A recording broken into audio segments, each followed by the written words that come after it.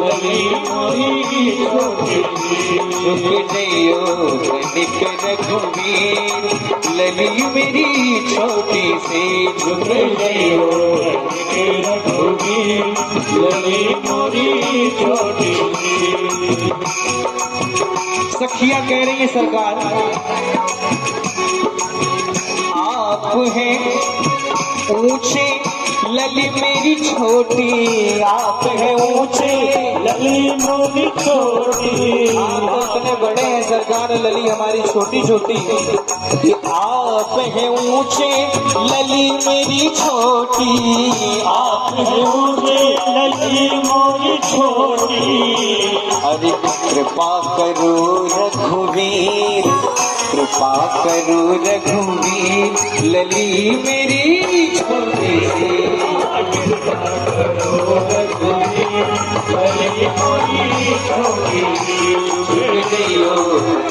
रघुवीर लली मेरी छोटी सी। झुक जइयो तनिक रघुवीर लली मोरी छोटी सी। जय जय।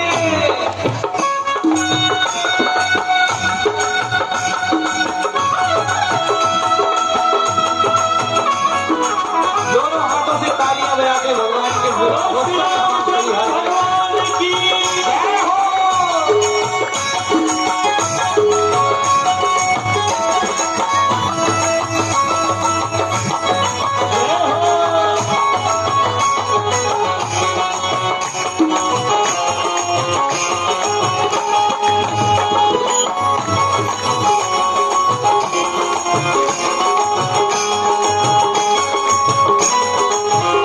सखियां फिर कहती हैं सरकार अगले लिए थोड़ा सा कब से खड़ी पग दुखन लागे। कब से खड़ी पग दुखन लागे। कब से खड़ी पग दुखन लागे। कब से खड़ी पग दुखन लागे। दुखन लागे पग दुखन लागे। दुखन लागे पग दुखन लागे। और बड़ी सुंदर उलाहना देती है सरकार अरे तुम हो बड़े बेपीर। आपको थोड़ी भी पीड़ा नहीं है कि हम लोग कितने देर से खड़े हैं। तुम हो बड़े बेपीर लली मेरी छोटी। तुम हो बड़े बेपीर लली मोरी छोटी सी। जइयो तनिक रघुवीर लली मेरी छोटी सी। जइयो तनिक रघुवीर लली मोरी छोटी सी। सखियों ने कहा वैसे काम नहीं बनेगा कुछ करना पड़ेगा। तो कोई सखी कह रही कि पड़ गई जयमाला पड़ गई जयमाला पड़ गई जयमाला। भगवान ने कहा अभी तो हम इधर खड़े हैं जयमाला कैसे पड़ गई। अब कोई इस बात की पुष्टि करना हो तो आज भी थोड़ा सा झुकेगा देखेगा भाई जयमाला कहाँ पड़ी। तो जब ये बात सुन के श्री राम सरकार सिर झुकाए हैं और देखे कि माला हमारी कहाँ है तो सखियों ने कहा कि अब मौका है किशोरी जी अब भगवान को जयमाला पहना दीजिए। और झुक जइयो तनिक रघुवीर लली मेरी छोटी सी। झुक जइयो तनिक रघुवीर लली मोरी छोटी सी। झुक जइयो तनिक रघुवीर लली मोरी छोटी सी। आज कर सरोज जयमाल सुहाई विश्व विजय शोभा जय छाई। गावई छवि अवलोक सहेली सिय जयमाल राम उर मेरी। भगवान के गले में सुंदर जयमाला डाल दिया है और सुंदर सरकार का विवाह हुआ है। अभी बहुत सी रस्में हैं और एक कथा तो मैंने आपको बताई नहीं क्योंकि मैं सोचता हूँ जब जम जाए रंग तो उसमें नहीं आनी चाहिए भंग। ही अवसर सुन शिव धनु भंगा और आए भृगुकुल कमल पतंगा। पतंगा। भृगुकुल के पतंग कौन है। श्री परशुराम जी महाराज आए हैं परंतु हम इस रस के आनंद को बेकार करना नहीं चाहते इसलिए जब भी ऐसा अवसर आएगा तो भगवान के इस प्रसंग को से परशुराम जी के संवाद को, लक्ष्मण जी के संवाद को हम आप सभी श्रवण करेंगे। वैसे श्रवण तो करते ही रहते हैं। ये धरती, ये ऐसी धरा भूमि है जहाँ अनेक साधु महात्मा आते रहते हैं और भगवान की सुंदर सुंदर गाथाएं सुनाते रहते हैं। ये संतों की कृपा है, बाबा गंगा गिरिदास जी महाराज की कृपा है। और आपके शहर में, आपके इस नगर में ना जाने कितने साधु संत हुए। आज तो मुझे एक बहुत ही विलक्षण शब्द के बारे में पता चला है और एक भैया ने बहुत सुंदर, श्री भिक्षा भारती जी महाराज, आपके वो जो मैंने देख रखा है, भैया ने मुझे बताया कि जो पीपल का पेड़ है उसके पास में एक बहुत ही दिव्य मंदिर है और श्री महाराज श्री का वहाँ उन्होंने जीवित समाधि ली थी। अब बताइए, ऐसे विलक्षण संत जहाँ जिस समाज में हो, जिस परिवेश में हो, जिस क्षेत्र में हो, उस क्षेत्र का कल्याण कोई रोक सकता है क्या?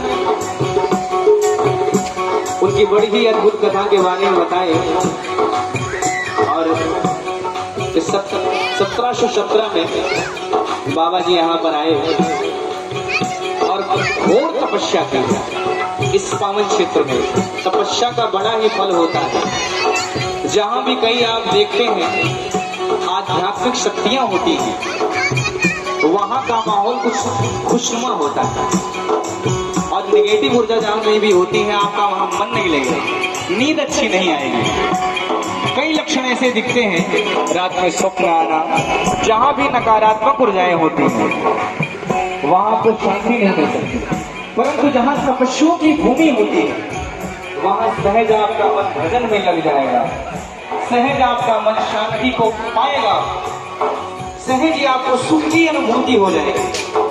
तो ऐसे संत श्री भिक्षा भारती जी महाराज यहाँ आए, घोर तपस्या की है उस स्थान पर। और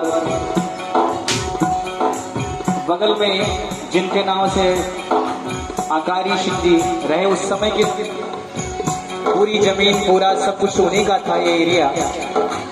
उनसे महाराज श्री ने प्रस्ताव किया कि आप कुछ भूमि यहाँ आश्रम के लिए दे दीजिए और उन्होंने सहर्ष इसको स्वीकार कर लिया। परंतु भूमि का निरीक्षण करने हेतु बाबा ने अपनी आसनी उठाई और हवा में लहरा दिया। लोग कहते हैं यहाँ 51 बीघे में वो पूरी आसनी घूमी है, पूरा उनका आसन घूमा है। और रेलवे लाइन के इधर का जो क्षेत्र रहा है, मेन गोसाईगंज जिसको कहते हैं, उस पावन स्थली में उसका बहुत ही दिव्य चमत्कार है। उनकी तपस्या का मंदिर भव्य बन गया और बाबा के आशीर्वाद से दो विचित्र घटनाएं होती हैं यहाँ पे। लोग कहते हैं कि आप भिक्षु लेके चले आइए यहाँ, तो वो जीवित नहीं रह सकता 4-5 घंटे बाद। अब बताइए, ऐसे ऐसे तपस्वी पड़े हैं संसार में। तो जब संत महात्मा हमारे आपके जीवन में हमारे ऊपर कृपा करें तो हमारा जीवन सहज ही, स्वतः ही मंगल को प्राप्त करता है।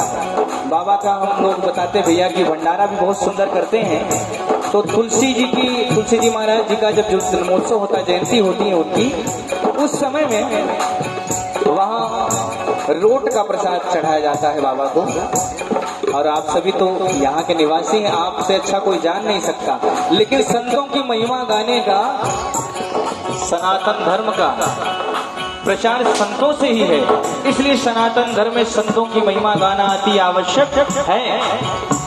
तो यहाँ संतों की कृपा से ही हम आप सभी, बाबा गंगा गिरिदास जी महाराज की तपोभूमि है ये, और उनकी ही कृपा से हम आप सभी ऐसे एकत्रित हुए, भगवान की कथा को सुन रहे हैं, भगवान की कथा गंगा में गोते लगा रहे हैं। तो ऐसा ही कभी ऐसा सुंदर अवसर बनेगा जो हमारे संत महात्माओं की पुण्य स्मृति में या वार्षिक उत्सव में हम आप सभी भगवान की अनेक लीलाओं का श्रवण पाठ करेंगे। तो एक बार सभी संतों के नाम से जय घोष करेंगे, बोले सद्गुरुदेव भगवान की जय हो।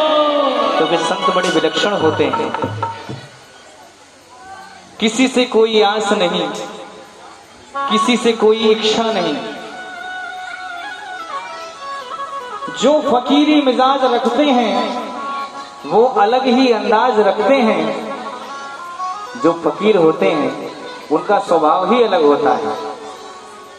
जमीन पर लेट जाते हैं, सिरहने हाथ रखते हैं, और हम तो अपना तकिया बिस्तर अपने ही साथ रखते हैं। किसी बात की कोई चिंता नहीं। वो संत स्वभाव है कि अगर मिल गया तो भी भगवान की इच्छा है, नहीं भी मिला तो भी परमात्मा की इच्छा है। तो ऐसे संतों के चरणों में बारंबार नमन है, वंदन है, अभिनंदन है। आइए इसी बीच में हम आप सभी, जब भगवान ने शिव जी का धनुष तोड़ दिया है